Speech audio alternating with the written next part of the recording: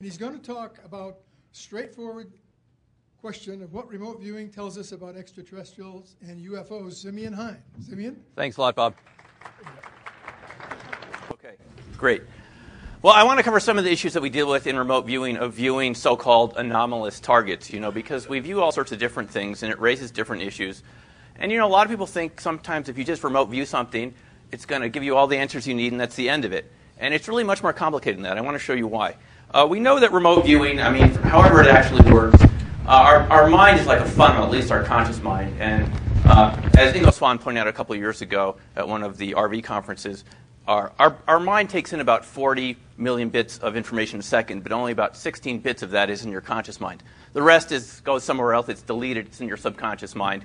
And that's why you only perceive a very small sliver of reality when you're awake. But we know that there's a lot more, and remote viewing taps into this information that's hidden from the conscious mind by going below the level of the limit, the threshold of awareness. We can get more information than you think you have available to you by tapping into the right brain, the subconscious mind. Now, when we view, we typically use a target that we put in a folder, or we have a computer choose it, and it's not shown to the viewer ahead of time. It's called a blind target. You've seen this before, so we're not going to spend too much time on this. But we have an intended target, and then we have the viewer's session, the viewer's description. If it works well, you can see that they get a very good description of the target picture. And when we're dealing with verifiable targets that are kind of things that we've visited, places we've been to before, we know kind of what the viewer is getting and kind of sense if they're kind of on target or kind of off target. So typical targets are kind of easier to deal with because we can kind of verify if the viewer has actually gotten accurate results. But what do we do with other sorts of targets when we put our minds, our subspace minds, our remote viewing minds into off-planet targets, other sorts of places, locations, peoples, and events where we can't actually go there ourselves and get verification? Is this a face, as some people have argued, or is it just a pile of rocks? We could take remote viewers and send them there and see what results we get, theoretically, and get a sense of what actually we're looking at here. Some of us have heard Tom Van Flandern present evidence that there's something to do with the way the cameras are focused from the NASA orbiters, and it kind of makes it look different and so forth. But this is typically the type of question we want to look at when we're viewing so-called anomalous targets. Now, there are three phases of viewing anomalous targets or extraterrestrial types of information that I can perceive, and this is very basic. We have SRI and unofficial military projects from folks like Pat Price and Ingo Swann and others. And again, those are unofficial projects. They're just things that were done on their own for their own interest, from my knowledge. We have post-military civilian projects like what occurred at the Farsight Institute, which I was a participant in, which included off and on-planet extraterrestrial activity. A lot of those themes were continued from former military viewing unofficial projects that folks there had gotten interested in.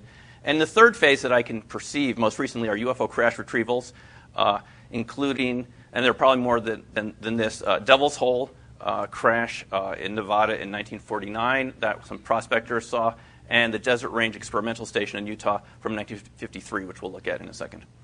So if we look at Pat Price here in the center, he was a very accurate viewer, one of the most accurate viewers that most people will ever know. And in this, just to give you a sense of what he could do, at this target site from Semipalatinsk, the so-called Peanut site, he was able to view this gantry crane. And Russell Targ and Paul Smith can tell you more about this, but he was able to actually see this site that the CIA was very interested in. Now, the CIA artist had drawn this sketch here, and he was able to reproduce it. He actually said, apparently, that he was lying down and could see this big crane going over him. Then he went into a building nearby that no one had information about. And he died then later on. A few years later, apparently, an agent was able to go into that building and describe things that Pat Price had seen, which no one had seen yet. So we know he wasn't just viewing the feedback. He actually was at the target site, in a sense, and was able to walk around and get information.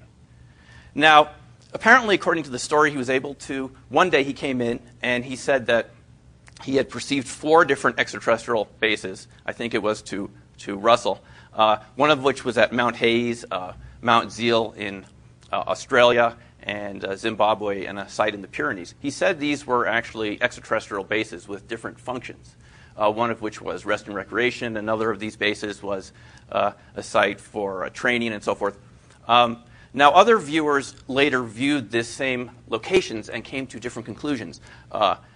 Mel Riley did see a person at a control panel, and another viewer who I talked to said that these were correct locations, but that these were actually over-the-horizon radar installations. They were not extraterrestrial. So what are you going to do with this? We have one viewer, very good, top-notch viewer, who says that these are extraterrestrial bases. Another viewer, equally good, or perhaps in the same league, says that ththese are actually U.S. military installations. So it really doesn't resolve what they actually are, but apparently the locations are correct.